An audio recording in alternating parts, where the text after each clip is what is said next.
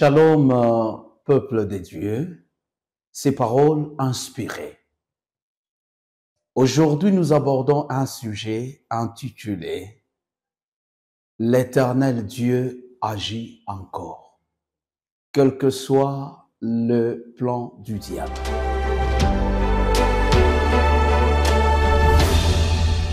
L'agir de Dieu n'est pas une histoire pour ceux du 21e siècle qui confessent la Seigneurie de Jésus-Christ.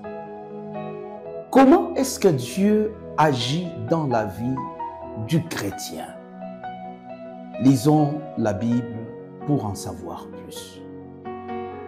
Je suis dans le livre d'Exode, chapitre 1er, le verset 8 jusqu'à 9. La Bible nous dit: il s'éleva sur l'Égypte un nouveau roi qui n'avait point connu Joseph.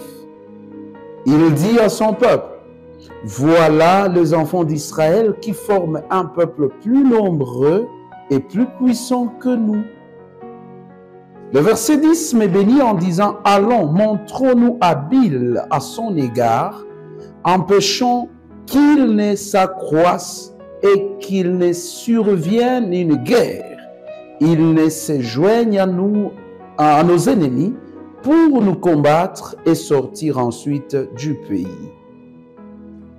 Après la mort de Joseph, le nouveau roi qui est venu, un autre pharaon, n'a pas pu connaître vraiment la profondeur de l'histoire.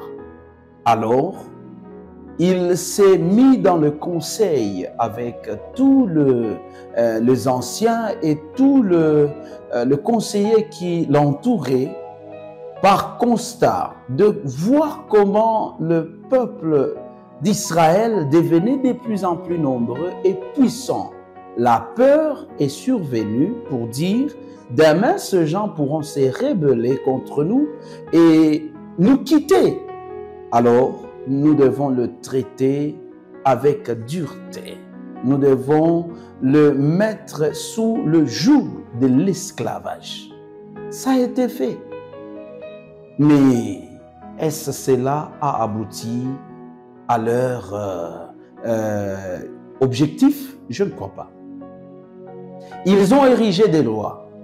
Et la loi était ce que tout enfant mâle devait être tué. Mais je bénis le nom de l'Éternel parce que Dieu agit encore. Dieu agit encore.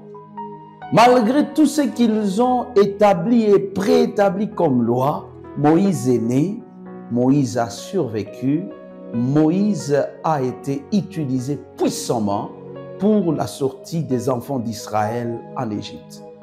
Raison pour laquelle nous avons la vive conviction que Dieu agit encore. Il a agi dans la vie des enfants d'Israël et il va aussi agir dans ta vie. Donne-lui confiance. Quel que soit le temps que ça a pris dans les angoisses, dans les perplexités de la vie, dans les complications des situations, Dieu agit encore.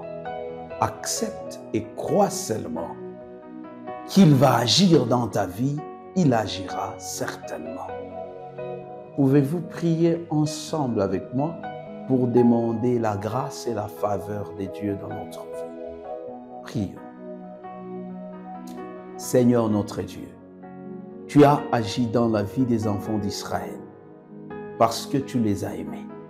Et nous également, nous croyons en ton amour que personne ne pourra détruire. Voilà, Seigneur, le moment opportun pour que tu agisses dans la vie de mon frère et de ma sœur. Au nom de Jésus-Christ. Amen.